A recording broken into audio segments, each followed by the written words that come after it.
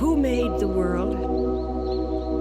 Who made the swan and the black bear? Who made the grasshopper? This grasshopper, I mean, the one who has flung herself out of the grass, the one who is eating sugar out of my hand, who is moving her jaws back and forth instead of up and down, who is gazing around with her enormous and complicated eyes.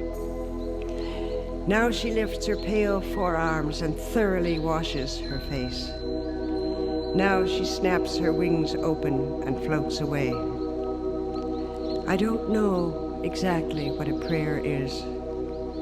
I do know how to pay attention, how to fall down into the grass, how to kneel down in the grass, how to be idle and blessed, how to stroll through the fields, which is what I have been doing all day.